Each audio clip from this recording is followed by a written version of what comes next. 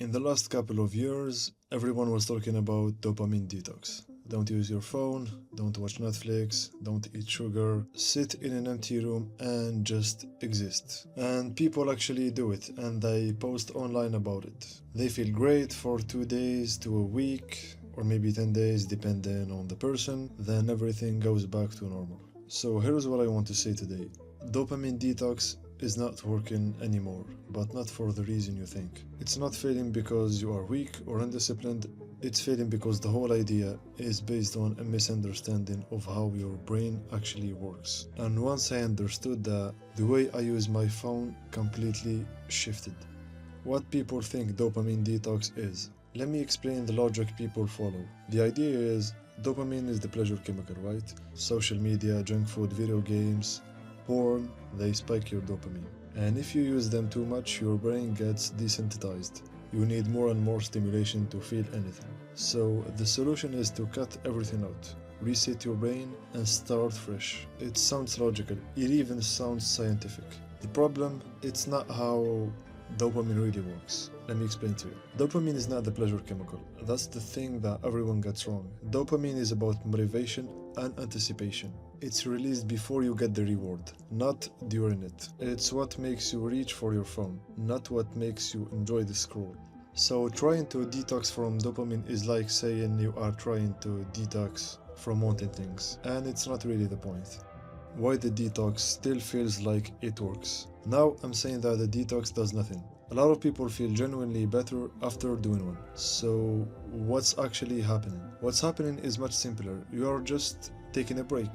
You are stepping away from habits that were running on autopilot. You are creating friction between you and the thing you were mindlessly reaching for. That's real, that has value, but it has nothing to do with resetting dopamine levels. You could call it habit pause, and it would be more accurate. And here is why this matters. If you think the goal is to reset your dopamine, then you think the goal is done after the detox. You go back to your normal life. The apps are still there, the habits are still there. 2 weeks later, you are back at square one. But if you understand what's actually happening, that you were just running on autopilot, then you realize the detox was never the solution. It was just a pause. The real work is what you do after that.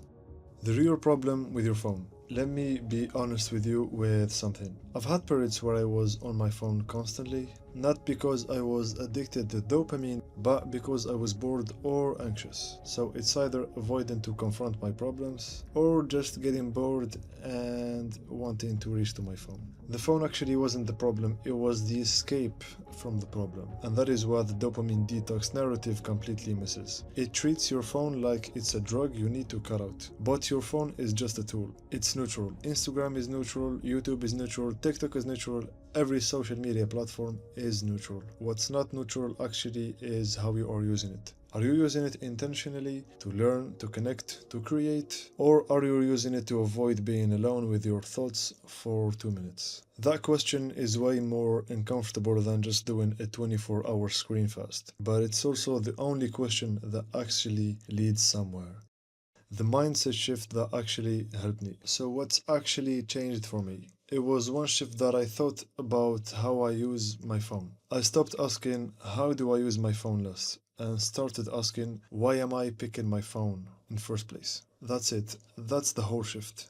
Because when you ask that question in the moment, you realize a lot of your phone use is completely unconscious. You didn't decide to open Instagram, your hand just did it. You were on autopilot. And just becoming aware of that, not punishing yourself, not deleting apps, just noticing, starts to change the behavior automatically. Because now there is a gap between the impulse and the action. And in that gap, you have a choice. Sometimes I still pick up my phone, but at least now I know why. And that's a completely different relationship with the tool. Some practical things that helped me create the gap. I moved all my social media off my home screen, not deleted, just one extra tap away. I turned off almost all notifications and I started putting my phone face down when I'm working or eating. None of this is revolutionary, but it's designed to interrupt autopilot. And that's what actually matters more.